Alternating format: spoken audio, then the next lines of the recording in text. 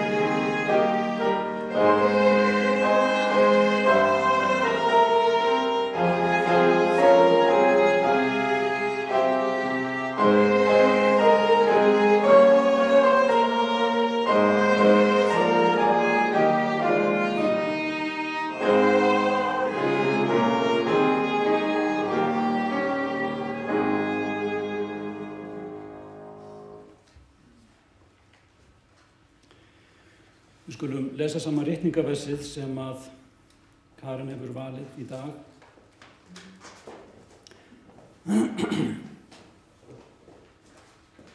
Það tekið úr Kólossabréfinu 3. kafla og það eru versin 12 til og með 14. Við skulum rísa á fætur og meðan. Íklæðist því eins og Guðs útvaldir, heilagir og elskaðir, hjartans meðumgun, góðvild, auðmýkt, hógværð og langlyndi. Umberið hver annan og fyrirgefið hver öðrum ef einhver hefur sök á hendur öðrum. Eins og Drottinn hefur fyrirgefið yður, svo skuluð þér og gjöra, en íklæðist yfir allt þetta elskunni sem band algjörleikans. Við skulum biðja. Kærleiksríki Faðir, þetta eru stór orð sem við lesum og þau eru ekki auðveld. En Faðir, við vitum að með þinni hjálp þá allt hægt. Og við biðjum þess leið og við biðjum þig að fyrirgefa okkur syndir okkar og við biðjum þig að umvefja okkur með réttlæti þínu og biðjum við þig að umbreyta hjörtum okkar og huga. Umbreyta okkur á þann hátt að við getum raunverulega sýnt væntumþykju og umhyggju. Þannig að við getum verið þitt ljós sem skín í myrkum heimi. Og talandi myrkan heim, Faðir, þá víða núna þar sem að fólk upplifir að sér steðja ógn, og sérstaklega í Úkraínu og á landamærunum þar í kring. Við biðjum þess, Faðir, að þú mættir vera þar með öllum þeim sem líða og þjást. En ég bið þess einnig, Faðir, að þú mættir vera með ráðamönnum þessa heims, að andi þinn mætti tala til þeirra með þeim hætti, að illdeilurnar mættu ganga tilbaka að ófriðurinn eða ófriðinn mætti lægja, að fólk mætti á nýjan leik upplifa frið og öryggi. Faðir, það eru margir sem eigum sárt að binda vegna þessara hluta og búa við mikil óöryggi og mikla óvissu. Vertu með þeim. Við biðjum þig einnig fyrir öllum öðrum sem búa við slíkar aðstæður, þó það sé ekki í stríðshrjáðum löndum. Það eru margir sem búa við ofbeldi á heimilum og ófrið. Við biðjum þig, Faðir, að gera kraftaverk í slíkum aðstæðum, að þú mættir milda hjörtu og breyta hugum. Við leggjum allt í þínar hendur og við þökkum þér að þú heyrir bænir. Í Jesú nafni, amen.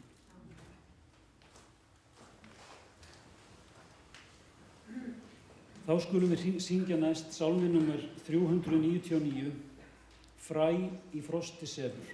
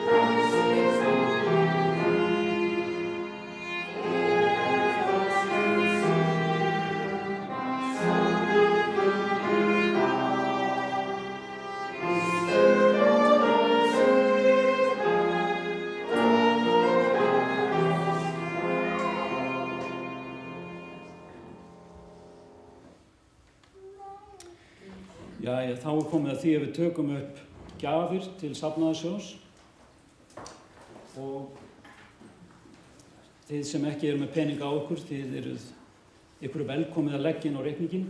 Hann er hérna neðst á glærunni og það er engin takmark á því hvað er megi gefa mikið.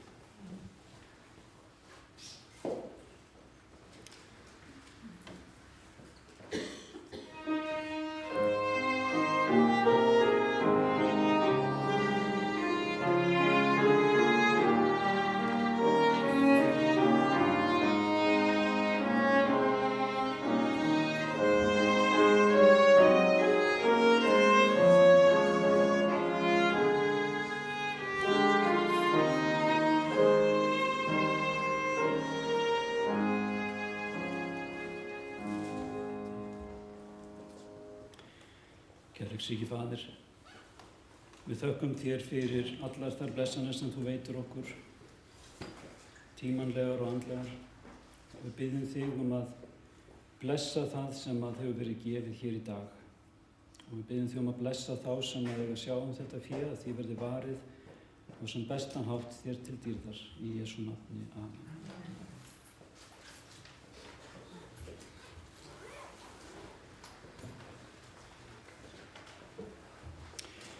Jæja, áður en að við hleypum Karen að þá skulum við syngja saman sálmi númer 76, Ástarfaðir himinhæða, númer 76.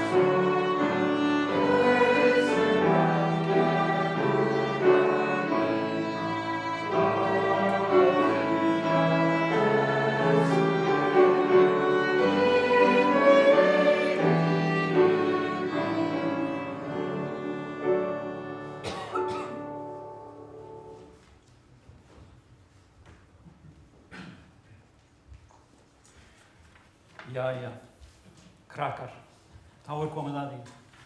Þið fá barnasögu. Strákar, eru þið tilbúnir?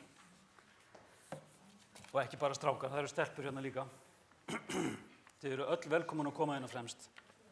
Karen ætlar að segja ykkur sögu og ég ætla að gera mitt besta til að þýða. So. I don't know whether the slides work. Oh, they did. Maybe. You can control it there. Okay, there seems to be a picture on there, but... Well, hello, children. It's lovely to see you. Sæl krakkar, það gaman að sjá ykkur. Can you show me your biggest smile? Má ég sjá stærsta brosið ykkur? What's the biggest smile that you can do? Hvað stærsta brosið sem þið getið sett á andlitið? Can you show me? Eru til að sýna okkur það? Do you think the grown-ups can do big smiles too? Ég held að stóra fullorðna fólki geti líka gert það. Má ég sjá brosin á ykkur? Já. I wonder who's got the biggest smile in the whole church. Það spurning, hver með stærsta brosið í kirkjunni? We'll see. Well, today I'm going to tell you a story about a very special smile. Í dag þá ætla ég að segja ykkur sögu mjög sérstakt bros. One morning, Mummy woke up. She stretched and she yawned and then she smiled. Og daginn okkur þá vaknaði mamma og hún teygði sig og hún geispaði og hún var með stórt bros á andlitinu. Maybe this won't work. Anyway. It doesn't work. I don't know. It doesn't seem to work. Whenever she woke up, she always imagined God was smiling his biggest smile for her. Oh yeah, there we go. That'll do. Yep. Thank you. Og á hverju morgni, þegar mamma vaknaði, þá fannst henni sem Guð væri að brosa til hennar sínu stærsta brosi. And when she saw God smile, she gave him her biggest smile back. Og þegar Guð brosti, að þá brosti hún sínu breiðasta brosi tilbaka til hans. It was such a great way to start the day. Og þetta var svo stórkostlegu máti að byrja daginn á. And she was still smiling when she went to wake up Tommy and Sarah. Og hún var enn brosandi þegar hún vakti Tomma og Söru. So Tommy woke up to find Mummy kissing his head and telling him how much she loved him. Og Tommy hann vaknaði við það að mamma kyssti hann á kinnina og sagði honum hversu mikið hún elskaði hann. It was such a nice way to wake up in the morning. Það var svo notalegt að vakna upp við þetta morgnana. So he smiled back at Mummy and gave her a big hug. Svo hann brosti tilbaka til mömmu og gaf henni stórt knús. And he got ready for breakfast. Og svo undirbjó hann sig fyrir morgunverð. At breakfast, he met his little sister Sarah. Og við morgunverðarborðið þá hitti hann systur sína hana Söru. And she was sad. En hún var frekar leið. Today was Wednesday. Í dag var miðvikudagur. Wednesday was a day for spelling tests. Og á miðvikudaginn þá var stafsetningarpróf. Sarah didn't like spelling tests. Og Söru líka ekki við stafsetningarpróf. So Tommy decided to make Sarah smile. Whoops, whoa. Svo Tommy hann ákvað að brosa til Söru. And he drew a smiley face on her happy egg. Og hann teiknaði svona broskall á glaðbeitta eggið hennar. And he helped her with her spellings and taught her some special tricks to help her remember. Og hann hjálpaði henni með stafsetninguna og kendi henni eitthvað svona tricks til þess að hún gæti notað í prófinu. So Sarah got a smile back and she went off to school. Svo Sara, hún var aftur farin að brosa þegar hún fór í skólan. When she got to school, she met Mark. Og þegar hún fór í skólan, þá hitt hún Mark. Mark was really sad. Og Mark, hann var mjög leiður. During the night, his hamster had escaped. Og nóttina þá hefði hamsturinn hann stungið af. So Sarah decided to make Mark smile. Svo Sara ákvað að hún skildi láta Mark brosa. She gave him a big hug and told him she would pray that he would find Scamper when he got home. Svo hún faðmaði hann að sér og sagðist myndi biðja fyrir því og hann myndi finna Scamper þegar hann kæmi heim. So Mark smiled. He felt a bit happier now. Svo Mark fór að brosa og hún leið aðeins betur í dag. And the next class was his favorite. Og næsti tími það var uppáhaldið hans. It was art. He loved art. Það voru listgreinar og hann elskaði listgreinar. And everyone was drawing a picture of their family. Og allir voru að teikna mynd af fjölskyldunni sinni. But Mark noticed that Hannah was sad. En Mark tók eftir því að Hanna var leið. She only had a broken pencil to draw with.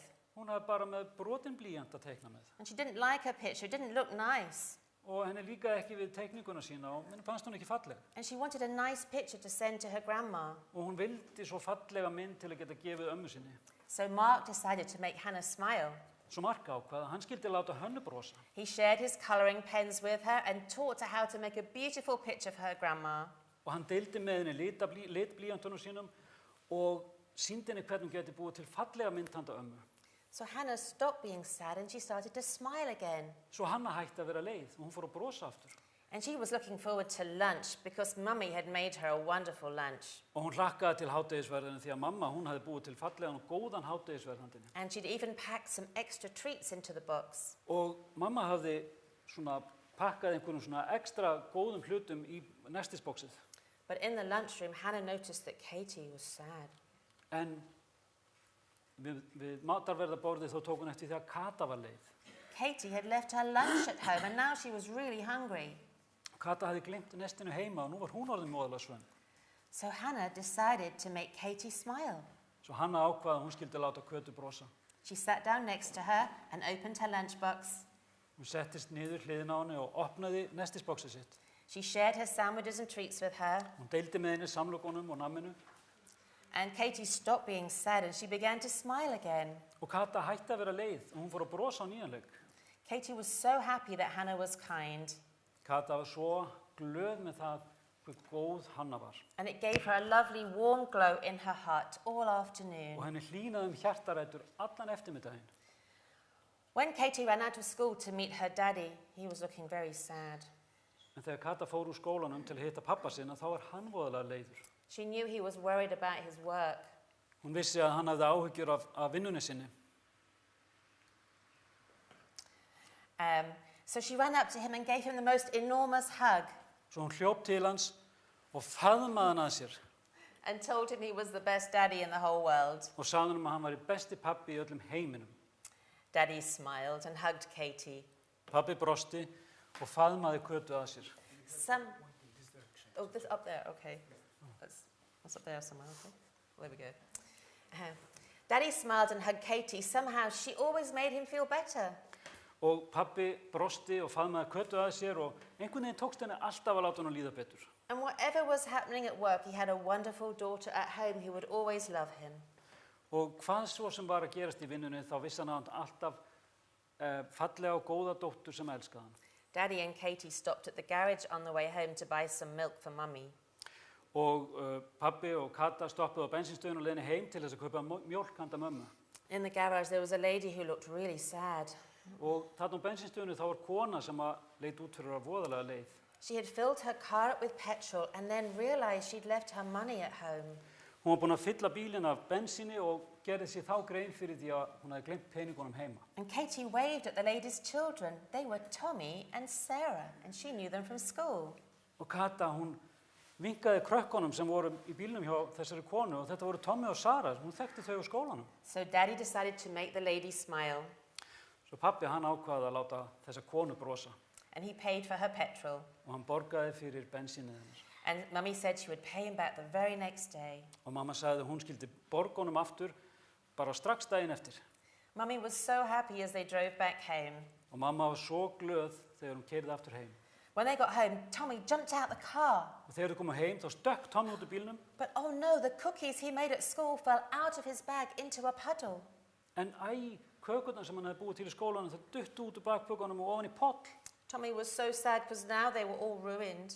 Og Tommy var svo leiður því nú voru allar smákökurnar ónýtar. He wanted to give them to Mummy and Sarah as a treat. Hann hafði langað til að gefa mömmu og Söru þær bara svona sem glaðning. But Mummy gave him one of her wonderful hugs and a big smile. En mamma faðmaði hann að sér og gaf honum sitt stærsta bros. And said, you know, after dinner we'll make some more cookies. Og hún sagði eftir kvöldmat þá skulum við búa til fleiri smákökur. Tommy smiled. Mummy's cookies were always the best. Og Tommy brosti því að smákökurnar hennar mömmu, þær voru alltaf bestar. And they could always nibble some of the chocolate chips that never quite made it into the mixing bowl. Og þau gátu alltaf svona nartað aðeins í súkkulaðibitana sem að komust aldrei alla leið í skálina sem að hrærði þetta í. And when Mummy tucked him up into bed that night, Tommy gave her a very big smile and a very big hug. Og þegar að Tommy fór að sofa þetta kvöld, að þá gaf mamma honum stærsta faðmlagið og stærsta brosið. He was so glad that she was his mummy. Hann var svo glaður og þakklátur fyrir að hún var mamma hans. And so you know what? Tommy passed his smile back to Mummy.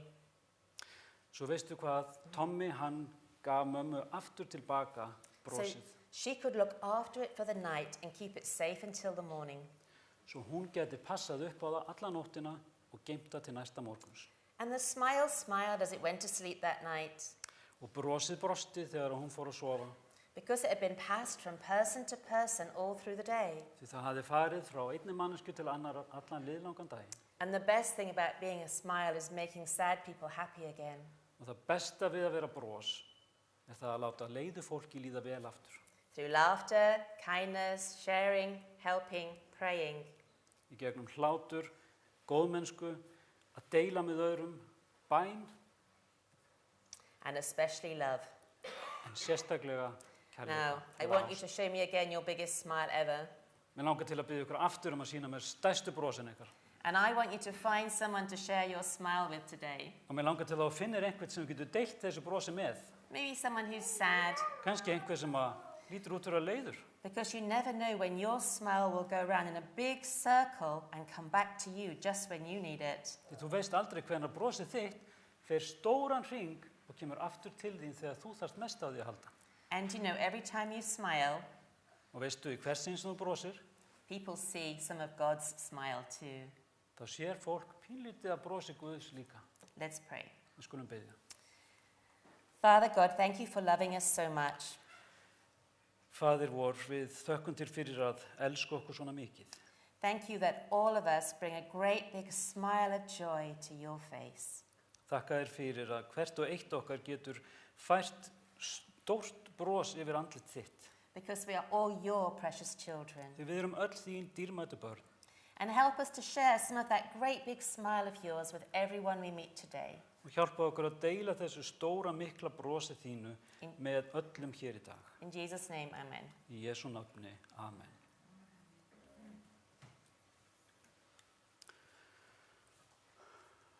All right, I want to introduce you before you. Okay. Fyrir þau ykkar sem ekki þekkið Karen Holford, þá hún starfsmaður Stór-Evrópudeildarinnar og hún yfirmaður barnastarfs og kvennastarfs og fjölskyldudeildar. Og hún hefur unnið hjá deildina núna árabil og fékk fleiri verkefni núna, bæði barna- og kvennastarfið í sumar. Svo hún með marga hatta á höfðinu og fullfær að sinna þeim því að hún ekki bara menntuð iðjuþjálfi upphaflega, hún líka menntuð fjölskyldumeðferðarfræðingur, þroskasálfræðingur og einnig með meistaragráðu í stjórnun. Svo það okkur ánægja að vera með Karen hér í dag og það mér persónulega ánægja því að Karen var ein af þeim sem ég starfaði með hérna í 2 ára skeið og hún var ein af þeim manneskjum í deildinni sem var umhugað að láta öllum líða vel. Svo sagan hérna áðan, hún kannski kemur ekki óvart. Þannig að, welcome. Thank you. It's always fun being introduced in another language and you have no idea what someone said about you. Já, henni finnst svolítið sniðugt að vera kynnt á öðru tungumáli og hún veit ekkert hvað var sagt. But I trust Helgi, so it's all good. En hún reynir að treysta mér svo það er leið. So, today I'm going to talk about blessed are the peacemakers. Svo í dag þá langar mig til að tala sælir eru friðflytjendur. And we're going to look at the story of David, Nabal and Abigail in 1 Samuel 25. Og mér langar til þess að fara í gegnum sögunum Davíð, Nabal og Abigail sem í 1. Samuelsbók 25. It's a long chapter and there isn't time to read it all, but you might like to have it on your lap to look at if you wish. Þetta langur kafli og við getum ekki farið í gegnum hann allan, en það kannski ágætt að þið opnið upp á hann og svo þið hafið þetta fyrir framan ykkur. It's basically about 3 people. Hann í grundvallaratriðum 3 einstaklinga. And there's Nabal, and he's foolish, selfish, proud and greedy. Og það Nabal sem svolítið kjáni og hann eigingjarn og gráðugur. He's uncaring, surly, mean, rude, disrespectful. Og hann anstíkilegur og hann sýnir enga virðingu og svo framvegis. He's not a nice person to be around. Hann ekki maður sem notalegt að umgangast. And when David goes to make a simple request to share some food with his men, Nabal is rude. Og þegar Davíð kemur til þess að óska eftir því bara mjög einfaldlega að hann fá einhvern mat fyrir sína menn, að þá verður Nabal mjög ruddalegur. And he refuses to give them food even though they've helped take care of his flocks and men. Og hann neitar að gefa mat, þó svo að þeir hafi hjálpað til við að gefa, eða vernda skepnur hans og menn. And David is so upset at Nabal's reaction that he wants to take violent revenge on the entire household. Og Davíð hann svo reiður yfir þessum viðbrögðum að hann langar til þess að hefna sín bara með fullu ofbeldi. David doesn't normally respond like this, but his best friend Samuel has just died, so he's probably grieving. En Davíð hann bregst venjulega ekki svona við, en núna þá stutt síðan að besti vinur hans Samuel hafði látist og kannski hann að syrgja. And then there's Abigail, Nabal's beautiful and wise wife. Og svo það Abigail, þessi fallega gáfaða eiginkona Nabals. She's generous, caring, respectful and humble.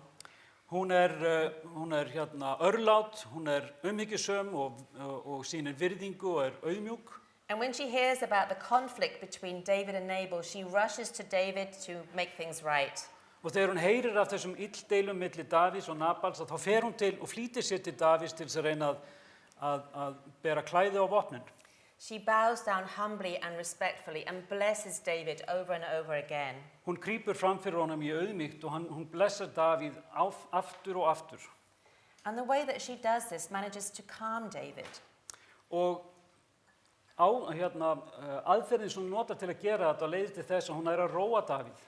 And he is encouraged to make a much wiser choice. Og hann hvattur til þess að taka mikið skynsamlegri ákvörðun. And she brings food to nourish all of his men. Og hún færir öllum mönnum hans mat. So the Bible tells us, blessed are the peacemakers. Og Biblían segir okkur, sælir eru friðflytjendur. Which bit? I will. There you go. Okay, here we go. So, blessed are the peacemakers. Sælir eru friðflytjendur. And this has a special promise, for they will be called the children of God. Og þetta sæluboðorð hefur sérstakt loforð því að það stendur því að þeir munu Guðs börn kallaðir verða. Peacemakers are called the children of God because God is the most amazing peacemaker in the universe. Og friðflytjendurnir eru kallaðir börn Guðs því það engin meiri friðflytjandi heldur en Guð í öllum alheiminum. He's working to bring peace in the greatest conflict the universe has ever seen. Hann vinnur að því að leiða til friðar í stærstu deilu sem alheimurinn hefur nokkur tíman séð. And when we also work to bring peace, we are called his children because we're like our father. Og þegar við reynum að stilla til friðar, þá erum við kölluð börnin hans því að hann eins og faðir okkar. So why be peacemakers? Svo hvers vegna ættum við að vera friðflytjendur? So I'm a family therapist, but I also worked in Scotland for the Centre for Conflict Resolution. Ég fjölskyldu meðferðarfræðingur en ég starfaði líka í Skotlandi sem svona ráðgjafi varðandi deilur eða And we were especially focused on healing conflicts between parents and their young people. Og við vorum sérhæfð í því að reyna að leiða til sátta milli foreldra og ungra einstaklinga, barna þeirra. Because 5,000 young people a year in Scotland became homeless because of conflict in their home. Því á hverju ári þá eru 5.000 ungir einstaklingar sem verða heimilislausir í Skotlandi vegna heimiliserja. And conflict can have a devastating effect on our mental health and our relationships. Og deilur geta haft mjög skaðleg áhrif á geðheilsu okkar og sambönd. And at the General Conference, some research showed that 60% of people who walk away from our churches do so because of conflict somewhere. Og samkvæmt rannsókn aðalsamtakana þá hefur það sýnt sig að 60% ungs fólks yfirgefur kirkjuna vegna deilna. And for every conflict between maybe two people, there are perhaps a dozen people or more who are caught in the pain and the hurt. Og fyrir hverja deilu sem milli tveggja einstaklinga þá kannski 12 einstaklingar sem að dragast inn í þessa deilu. The first thing to remember is that conflict is perfectly normal. Fyrsta sem við þurfum að hugsa er það að deilur eru algjörlega eðlilegar. It happens because we're all different. We're all created different. Og þær verða til vegna þess að við erum öll sköpuð með ólíkum hætti sem ólíkir einstaklingar. We have different personalities, different goals, different ideas. Við höfum ólíka persónuleika, við höfum ólík markmið, ólíkar hugmyndir. And actually, conflict is designed to help us talk about those things that are different and learn to understand each other better. Og deilur má segja að eru til þess að við getum talað saman þar og við getum fundið út leiðir og skilið hvert annað betur og rætt málin. So this is kind of a complicated diagram. Og kemur svolítið flókin mynd. But it kind of classifies some of the basic conflict styles. En hún sýnir þessa svona grundvallar tegundir deilna. And on the far side you see how important is it for me to win, that's on that side. Og vinstra megin þá ásinn hversu mikilvægt það fyrir mig að vinna. And how important is the relationship along the bottom? Og niðri þá það spurningin það hversu mikilvægt sambandið fyrir mér. And when you want to win and the relationship isn't important, you are directing and controlling.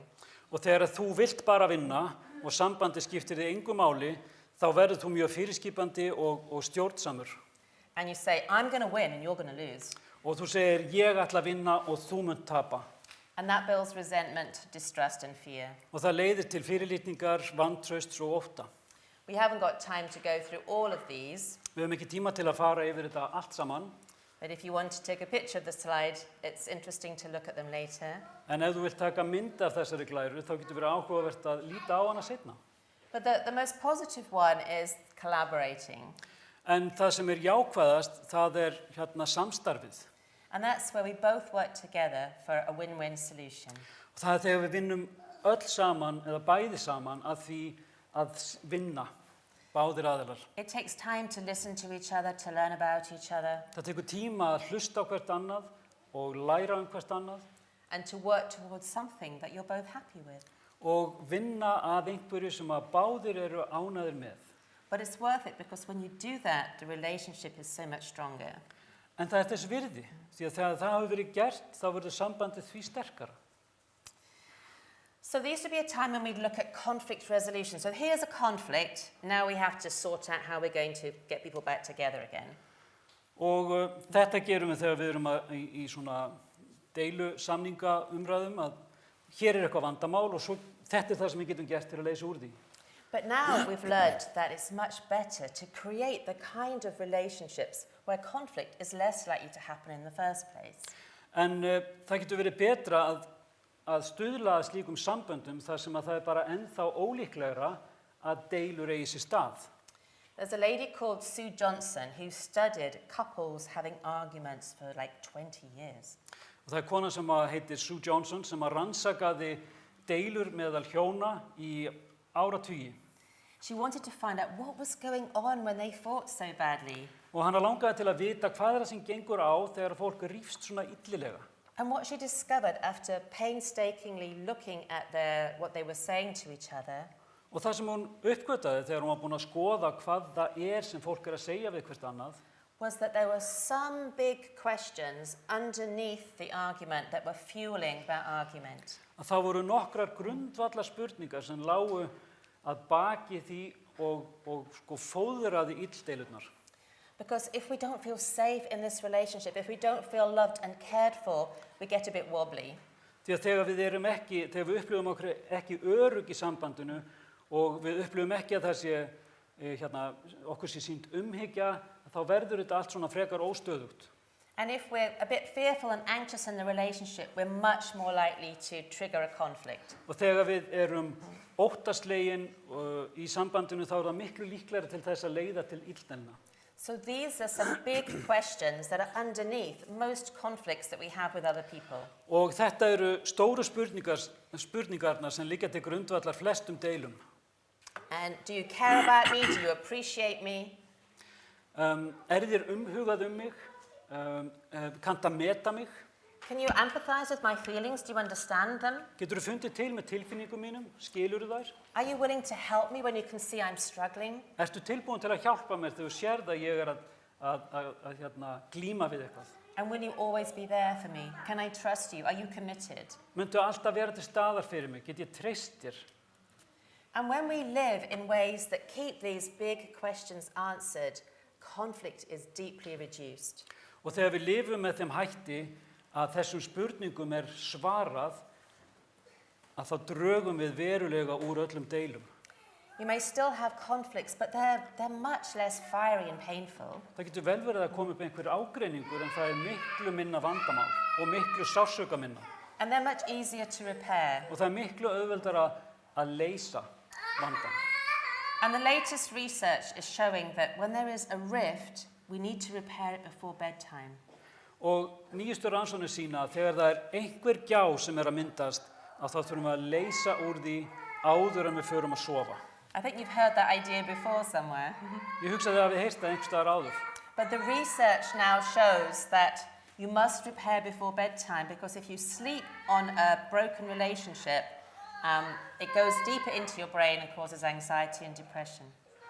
En rannsóknir sýna að ef við förum að sofa án þess að leysa úr vandanum, að þá vex hann innra með okkur og festist í huga og heila starfsemi, þannig að það verður ennþá erfiðara að leysa úr því eftir á. This is especially important for children and teenagers, but it's good for all of us. Þetta sérstaklega mikilvægt varðandi börn og táninga, en það skiptir okkur öll máli. So we answer these big questions by being as kind as often as we can to each other. Og við svörum þessum spurningum með því að sýna hvert öðru góðmennsku eins oft og hægt The more kind things you do for the other person, the less they will fight with you. Betri hlutir sem þú gerir fyrir náungan, því minna mun hann rífast við þig eða deila við þig. The more often you say thank you to them and appreciate them, the less they will fight with you. Því oftar sem þú sýnir þakklæti og þú sýnir það og kannt að meta það, því minna munu verða til illdeilur. Because they feel appreciated, they feel loved in the relationship. Því að þegar þau finna að þau eru metin og þau finna að þau eru elskuð í sambandinu. And then when we show that we understand the other person's feelings and we care for them, that will also help. Og þegar við, When we show we care, understand and care for the other person's feelings. Þegar við sýnum öðru fólki skilning og við sýnum þeim umhyggju, að þá þetta sömu áhrif. And that's why Paul says, be sad with people when they're sad, be happy when they're happy, connect around emotions. Og þess vegna segir Páll, vertu syrgjandi með syrgjandum og gleðstu með þeim glöðu. Af því að þannig erum við að efla tengslin. And then help each other. When you do the tasks together and support each other, care for one another's burdens, that will also lower conflict. Og við þurfum að hjálpa hvert öðru og þegar við deilum byrðinni með hvert öðru, að þá það líka líklega til þess að leiða til úrlausna í deilum. And it's relational insecurity that can make a conflict worse and really fuel it. Og það þetta óöryggi, sambandsóöryggi sem að fóðrar deilur. So if you're in a committed relationship, let the other person know as often as possible, I'm committed to you. I'm going to stay with you no matter what. Og ef þú ert í einhverju langtíma sambandi, láttu aðilann í sambandinu vita að þú sért þarna til langtíma, að þú ætlir að vera til langframa, að þú styðjir og vinnir með. Because what actually happens is that when we don't feel safe in a relationship, we start to feel a bit anxious. Því það sem gerist að þegar við upplifum óöryggi í sambandinu, að þá verðum við kvíðin. So maybe the person I live with hasn't been so kind recently, maybe they haven't been helping me or appreciating me. Svo hinn aðilinn kannski hefur ekki verið mjög hjálpsamur, hann hefur ekki verið að tjá að hann kunna meta mig eða verið ekki verið tjáð góðmennsku minn garð. And then there's a minor conflict. Og svo gerist eitthvað smávægilegt. But because you already feel unloved, you react in a different kind of way. En að því við nú þegar upplifum að við séum ekki elskuð, þá bregðustu við á enn verri hátt. And we very easily then experience criticism, a lack of support, connection, that tips us into a big conflict. Og við upplifum hlutina mjög auðveldlega sem gagnrýni og skort á tengslum og stuðningi. Og það fer allt á versta veg. And this releases stress hormones into our body like cortisol and adrenaline. Og þetta leiðir til þess að við losum bæði kortisol og adrenalín út í líkamann. And then they make us more likely to be verbally aggressive, to shout and to abuse each other's feelings and even become violent. Og þessi streituhormón leiðir til þess að við erum mun líklegri til þess að fara að hækka róminn og segja ljóta hluti og svo framvegis. Because our brain goes into this fight, flight, fright kind of mode. Því heilinn hann fer í þetta ótta-flótta viðbragð. And when that happens, it's much harder for us to be nice to each other. Og þegar það gerist, þá mikið erfiðara fyrir okkur að vera almennilega við hvert annað. Because when that's going on in our brain, it's like a shutter comes down and cuts off the sensible part of our brain at the front. Því þegar þetta gerist, þá eins og þessi bara lokað fyrir alla skynsemi og rökhyggju í heilanum. It's harder for us to have empathy for others, to listen to them, to take care of them when this is all running around our body. Það erfiðara fyrir okkur að hlusta á aðra aðila, það erfiðara fyrir okkur að sýna þeim umhyggju þegar allt þetta fyrir í gang. And this is what happened to David. Og þetta sem kom fyrir Davíð. His best friend Samuel had died. Samuel, besti vinur hans var dáinn. He had hundreds of hungry men wanting food. Hann með hundruði svangra hermanna sem þurftu mat. And it was a feast time when he could go and ask people to give him food for his feast. It was a normal thing to do. Og það var hátíðistími og það var eðlilegt að ganga milli fólks og óska eftir mat til hátíðahalda. And he'd been good to Nabal. He expected something, a little bit of appreciation in return. Hann hafði verið góður við Nabal og hann átti von á því að fá eitthvað þakklætisvott tilbaka. But what happened? Og hvað það sem gerðist? How does Nabal respond? Hvernig bregst Nabal við? Who is this David? Who is this son of Jesse? Hver þessi Davíð? Hver þessi Ísai son? Many servants are breaking away from their masters these days. Það fullt af þjónum sem fara burt frá húsbændum sínum þessa dagana. Why should I take my bread and water and meat and have it slaughtered for my shearers and give it to men coming from who knows where? Af hverju ætti ég að taka minn mat og vatn og kjöt og slátra dýrum til að gefa einhverjum mönnum sem ég veit ekkert hvaðan að koma? So this didn't really make David feel very calm and peaceful and loved and happy. Svo þetta hafði ekki þau áhrif að Davíð væri sérstaklega rólegur og friðsamur og glaður. Because what Nabal did wrong was all of this. Því að allt það sem Nabal gerði vitlaust, það var þetta. He was aggressive, rude and unkind. Hann var aggressífur, hann var ruddalegur, hann var ekki góður. He didn't show any empathy. Hann sýndi enga samkennd. No appreciation. Ekkert þakklæti. No help. Hann veitti enga hjálp. And disrespectful and rude. Og hann var bara, ruddi sem var, sýndi enga virðingu. You know, even when we do our best sometimes, as David had done, people don't always respond positively to our best intentions. Og jafnvel þó við gerum okkar besta eins og Davíð hafi gert, að þá það ekki alltaf þannig að fólk svari með viðeigandi hætti. But you know, we can help our brains to manage conflict better. En við getum hjálpað heilanum okkar að takast betur á við deilur. We can help our relationships to manage conflict better. Við getum hjálpað samböndunum okkar að takast betur á við deilur. Because when we're answering those big questions that I mentioned earlier, Því að þegar við svörum þessum stóru spurningum sem ég nefndi áðan, then there's empathy, compassion, kindness, generosity, appreciation, all those things release oxytocin into our system and make us feel good. og þá það að samkenndin og getur sagt náungakærleikurinn og manngæskan og stuðningurinn og þakklætið og allt það kemur leiðir til þess að við losum oxytocin út úr heilanum sem að viðheldur þessu öllu frekar. Because they're the feel-good emotions and they stimulate the feel-good hormone and then that makes us feel like being nice to each other even more. Það þessar góðu tilfinningar sem losa þetta hormón sem að leiðir til þess að okkur líður ennþá betur og við verðum glaðari og sáttari. And when we have this oxytocin, it helps us to connect with the other person in a warm and kind way. Og þegar að oxytocin losað, þá leiðir þetta þess að við tengjumst annarri mannesku með hlýju og gæsku. So how was Abigail's response different? Svo hvernig var viðbragð Abigail öðruvísi? She says a lot more than this, so this is a summary. Hún sagði mikið meira en bara þetta, en þetta bara samantekt. And now, my Lord, as surely as the Lord your God lives, and as you live. Og nú drottinn minn, svo sem, eins og drottinn Guð þinn lifir og eins og þú lifir. Since the Lord has kept you from bloodshed and from avenging yourself with your own hands. Og það sem drottinn minn hefur haldið okkur frá blóðsútdellingum og frá því að hefna sjálfra okkar með okkar eigin hendi. May your enemies and all who are intent on harming my Lord be like Nabal. Megi allir óvinir þínir og allir þeir sem ætla sér að veita þér skaða, megi þeir verða eins og Nabal. Then she gives him gifts and blessings after blessings. Og svo gefur hún gjafir og blessanir á fætur blessunum. And she shows her loyalty by saying, when the Lord your God has brought you success, remember your servant. Like, I'm still going to be loyal to you.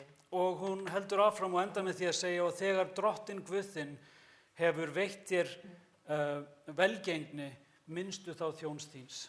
Og hún að segja honum að hún muni vera honum trú áfram. And we can see how Abigail tapped into the better nature of David. Og við sjáum hvernig Abigail tengist þessum betri eiginleikum Davíðs. Her response stimulated perhaps his oxytocin release. Og viðbrögð hennar þau leiddu kannski til þess að oxytocinið í heila hans var losað. Because she was kind and generous. Því að hún var góð og hún var gjafmild. She showed empathy and understanding to David's difficult situation. Hún sýndi samkennd og skilning með erfiðri stöðu Davíðs. She supported him by bringing him food to feed to his men. Hún studdi hann með því að færa honum mat og mönnum hans. She spoke respectfully and expressed loyalty. Hún talaði af virðingu og sýndi loyalty. Já, hollustu. Takk. There are some other things we can learn from Abigail that she did well. Og það fleira sem við getum lært af Abigail sem hún gerði vel. As soon as she heard about the problem, she addressed it immediately.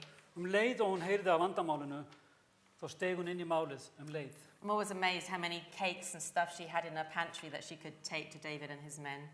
Og það merkilegt hvað var með mikið af kökum og dóti í búrinu sem hún gat farið með til manna Davíðs. Maybe she lived her life always ready to sort out Nabal's conflicts with the neighbors. Og kannski lifði hún bara þannig, hún var alltaf tilbúin til þess að leysa úr illdeilum Nabals.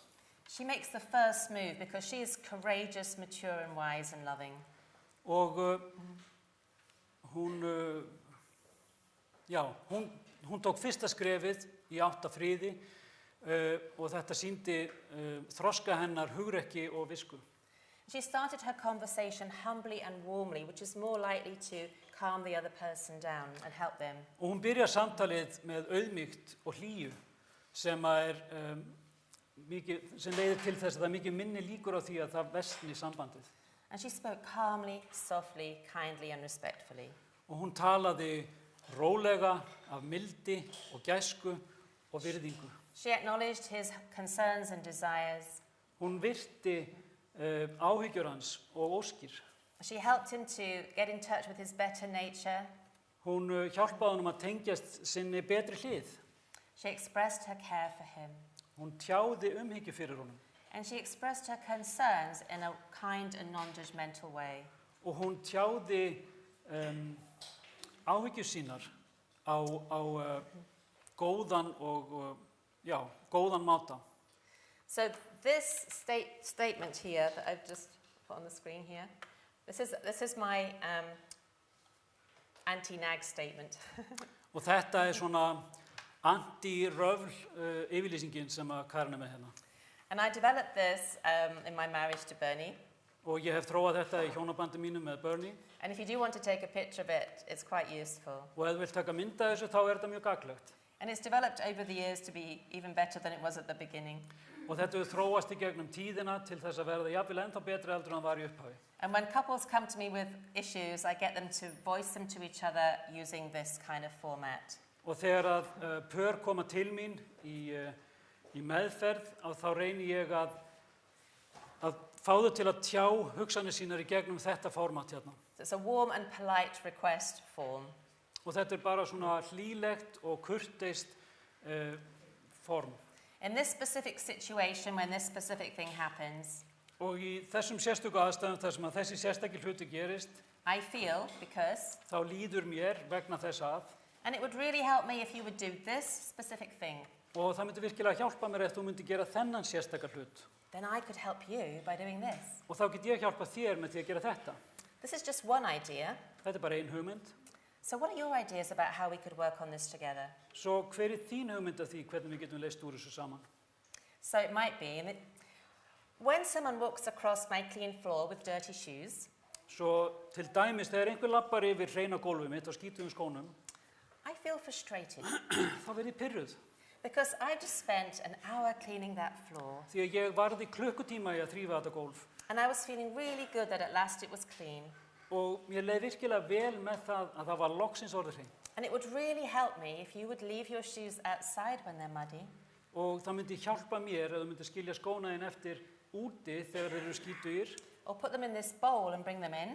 Eða setja þá í þennan bala hérna og taka þá með inn. And I could spend more time with you because I wouldn't have to spend another hour cleaning the floor. Og þá get ég varið meiri tíma með þér því að þá þurfi ég að eyða öðrum klukkutími í það að þrífa gólfið. But what ideas do you have about how we can prevent this happening again? En hvaða hugmyndir hefur þú að því hvernig við getum leyst úr þessu og komið í veg fyrir þetta gerist aftur? And I have a much better response. Og þú fær mikið betra svar. But what do you think you were doing walking over my clean floor with your muddy shoes? Hvað heldur þú að gera með því að labba hérna og skítuðum skónum yfir gólfið hérna, nýþvegið? Because that's going to push us away from each other. Því þetta viðbragð það ýtir okkur í sundur. We feel resentful and angry and unappreciated. Við upplifum fyrirlitningu og við erum ekki metin. And then we're grumpy and we're more likely to have another argument. Og við verðum fúl og við erum líklegir til þess að fara í enn eitt rifrildið. One other tip is to admit your contribution to the problem, however small, if you can.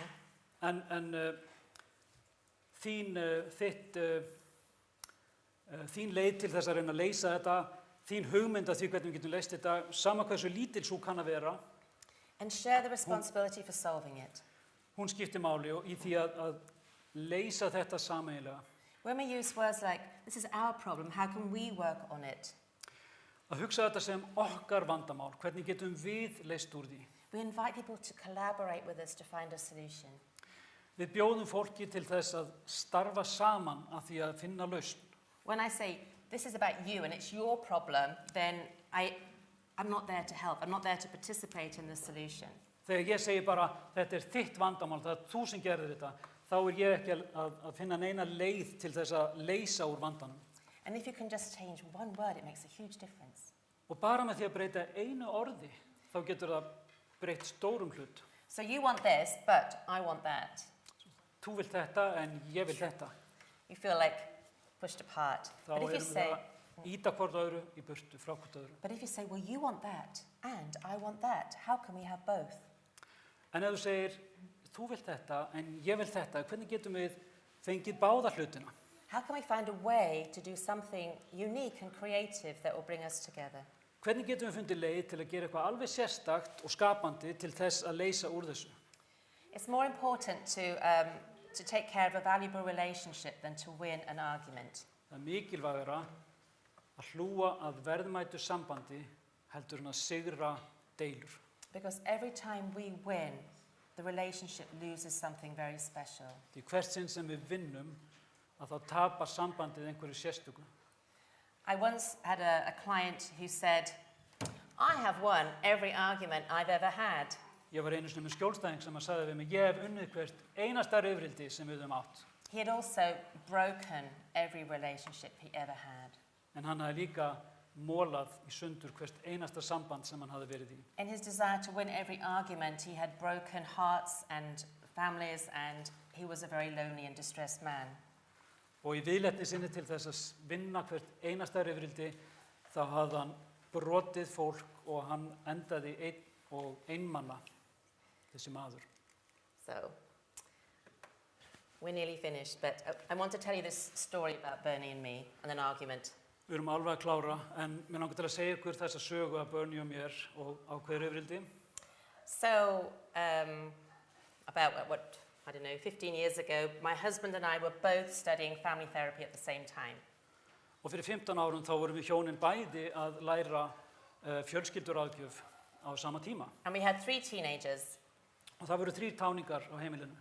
And we kind of had this noble idea that we should have well-managed adult conversations about our issues, so they would learn good conflict management skills. Og við vorum með þá hugmynd að við ættum að hafa kurteisar fullorðins samræður á heimilinu svo þau getur lært hvernig ætti að leysa úr ágreiningi. I mean, how are they going to learn if they couldn't see our example?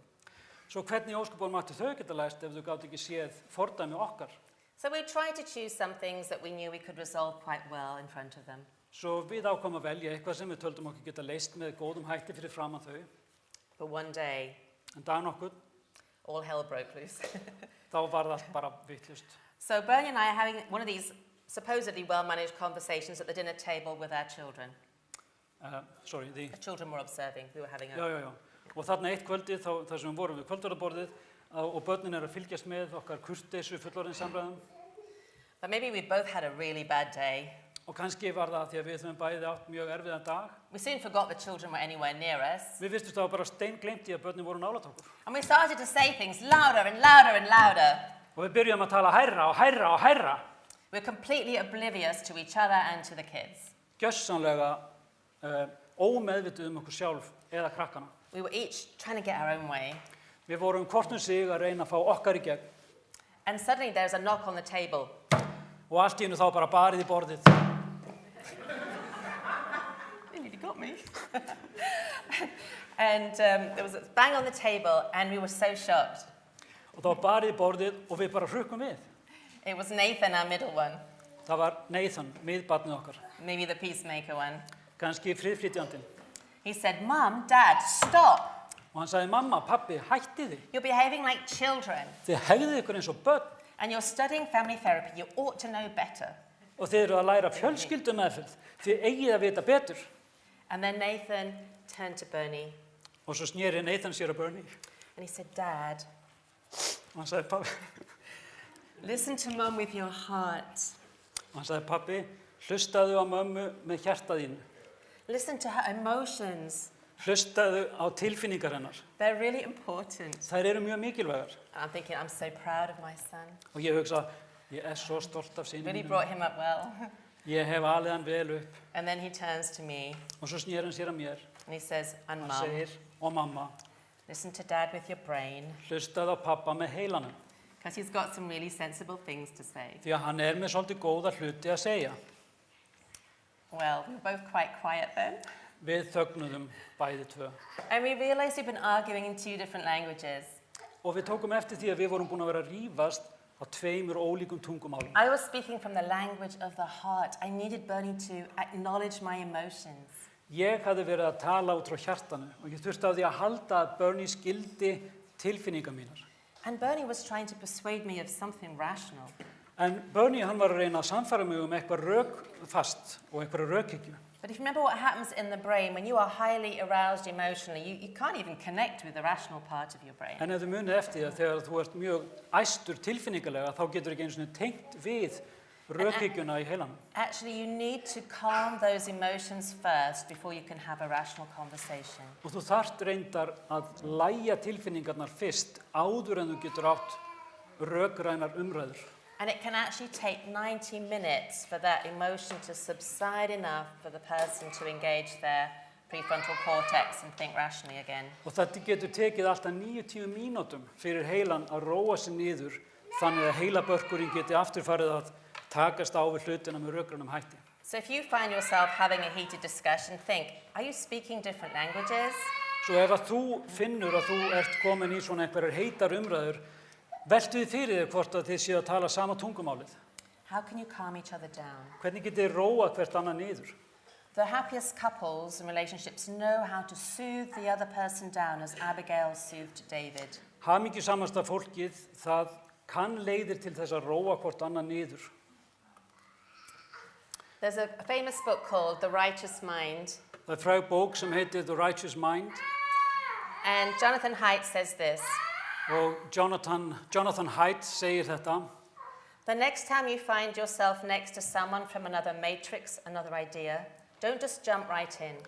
Hann segir næst þegar þú situr hliðin á einhverjum sem með einhverja aðra hugmynd heldur en þú, eða kemur úr einhverjum öðrum hugsanagangi, ekki bara stökkva beint inn.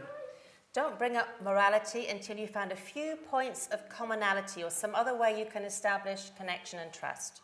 Ekki byrja því að tala siðferði fyrr en þú ert búin að finna einhverja punkta sem þið geti tengst á og það er búið að byggja upp eitthvað traust. And always try to start with some praise or appreciation and a sincere expression of interest. Og reynda að byrja á því að hrósa eða sýna þakklæti eða einhverja tengingu á milli ykkar. He's saying warm the brain, warm the relationship first before you start to talk about those other issues. Og hann segir, byrja því að hlúa að sambandinu áður en þið farið að takast á við deilur. And I like how he ends this. We're all stuck here for a while, so let's try to work it out. Og ég kann vel að meta það sem hann segir hérna í lokin. Við erum öll föst hérna í einhver tíma, svo við skulum reyna að finna leiðir til þess að leysa þetta. And Ellen White says, when you go to those you think are doing wrong, you must have the spirit of meekness, kindness, mercy and good fruits. Og Ellen White, hún segir, þegar þú fer til þeirra sem að þú heldur að sé að gera eitthvað rangt, þá verður að hafa anda auðmýktar og gæsku og full miskunnar og góðra ávaxta. So what we want to aim for is a virtuous circle, a spiral. Og það sem við viljum reyna að ná er svona hringrás, orðið er alveg dottið mér í bili. Já, þetta er meira hérna. Well, don't worry. A well-managed conflict can bring us closer together. Já, allavega hana. Illdeilu sem er vel stjórnað getur leitt okkur nær hvert öðru. The goal is to understand more about each other so we can love each other better. Markmiðið er að koma vel fram við annað og þannig að við getum þekkt hvert annað betur. And when we have conflicts and issues that we talk about warmly and well, it helps us to feel closer. Og þegar við erum með deilur sem við getum talað af hlýleika og getum talað vel við hvert annað, þá færir það okkur nær hvert öðru. It helps us to find better ways, caring ways of solving our conflicts. Það hjálpar okkur að finna betri leiðir og umhyggjusamari leiðir til þess að leysa úr vandanum. And that helps the relationship to feel more loved and safe, and so this increases this good feeling. Og það leiðir til þess að við upplifum sambandið þannig að við erum elskuð í því og við erum örugg í því. Og það leiðir til þess að þetta batnar. But if we don't manage them well, they spiral out the other way with pain and conflict and fighting. En ef við leysum ekki úr þessu með góðum hætti, þá fer þetta í spírali í öfuga átt og það verður alltaf verri og verri illdeila. So Jesus said this, as the Father has loved me, so I have loved you. Og Jesus sagði þetta, eins og Faðirinn hefur elskað mig, svo hef ég elskað yður. If you keep my commands, you will remain in my love, just as I have kept my Father's commands and remain in his love. Svo ef þið haldið boðorð mín, þá eru þið staðföst í kærleika mínum, rétt eins og ég hef haldið boðorð föður míns og staðfastur í kærleika hans. And Jesus wants us to experience God's love and the love from each other so that his joy can be complete. Og Guð vill að við upplifum hans kærleika og getum endurspegla kærleika til hvers annars svo gleði hans og kærleikur sé fullkomin. And our joy can be complete too. Svo gleði okkar geti líka verið fullkomin. And my command is this, says Jesus, love each other as I have loved you.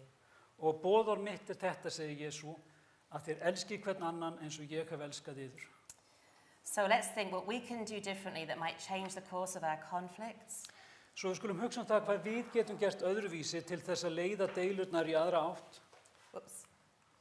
How can we be the peacemakers God is calling us to be? Hvernig getum við verið þeir friðflytjendur sem Guð hefur kallað okkur til að vera? And what can we do together to create warmer relationships, friendships, families, communities and churches where hurtful conflicts are less likely? Og hvað getum við gert til þess að skapa hlýlegri sambönd og fjölskyldur og samvistir og kirkju þar sem að deilur verða ólíklegri til þess að eiga sér stað? And may the God of all peace and peacemaking help us on our journey of peacemaking too. Og megi drottinn alls friðar og friðar gæslu hjálpa okkur að vera á sama hátt. This is our prayer for each one of us as we're all on this journey together. Þetta bæn mín fyrir sérhvert okkar því við erum saman á þessari vegferð. Amen. Amen. Þá skulum við syngja næst sálminn númer 401. Jesú Kristi kært að fylgja. 401.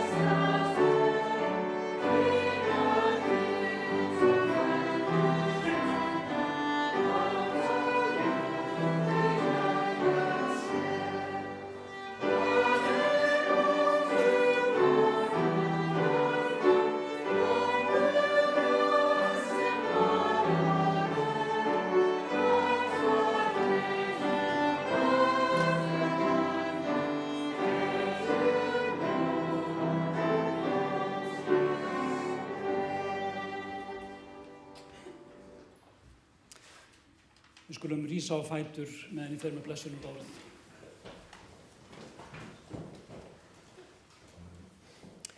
Og blessunarorðin tek ég úr 4. Mósebók 7. kafla og versin 24-6. Drottinn blessi þig og varðveiti þig. Drottinn láti sína ásjónu lýsa yfir þig og sé þér náðugur. Drottinn upplyfti sínu augliti yfir þig og gefi þér frið. Amen.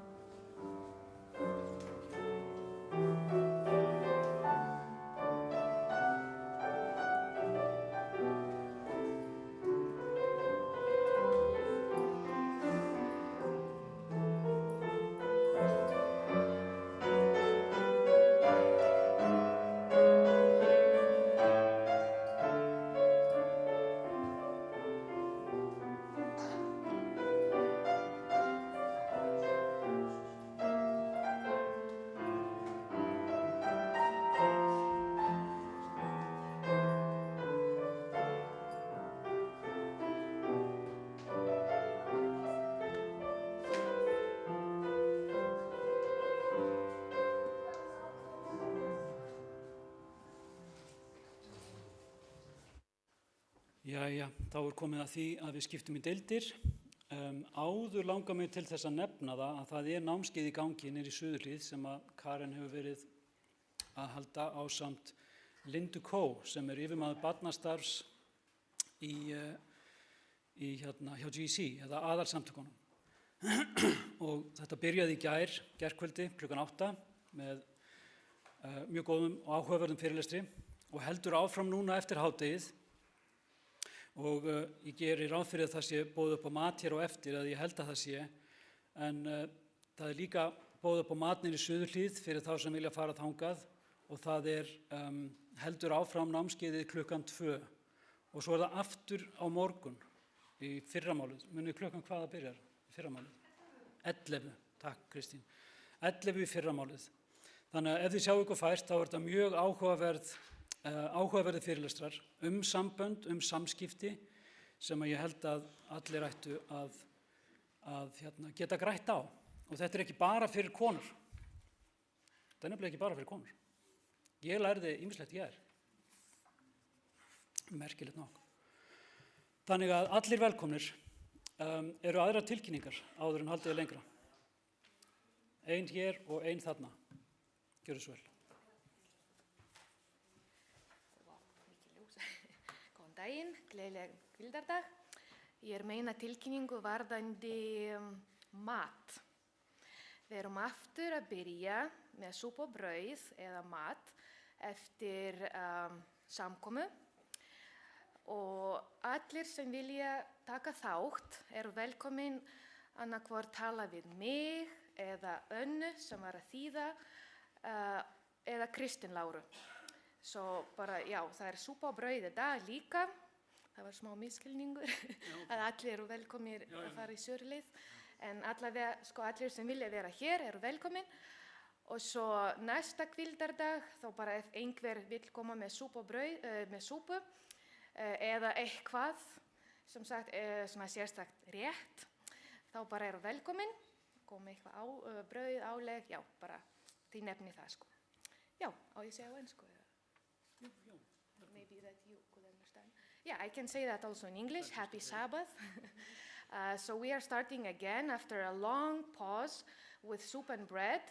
So whoever is willing to come with soup is welcome to contact either me, Anna or Kristen Laura, and everybody is encouraged to come with whatever you want to put on the bread or on the table. So, thank you.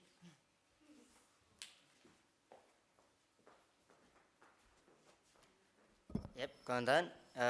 Þið líklegast þekkið mig sem þessi litli kínverji í tæknideildinni.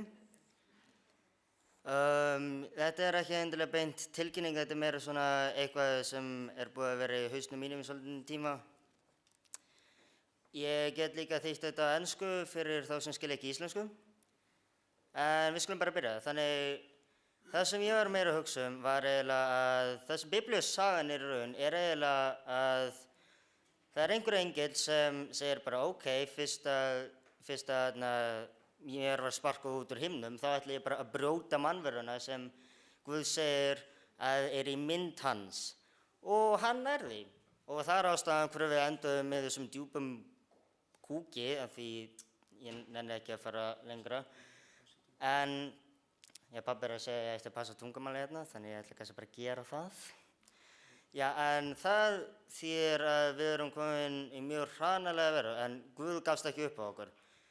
Því, eins og í Biblíunni segir, hann segir að, eiginlega bara í stuttumáli, að hann sendir son sinn og hann bjargar mannverunni, eða þeim sem vilja það, og svo ætlar hann að koma aftur að sækja okkur.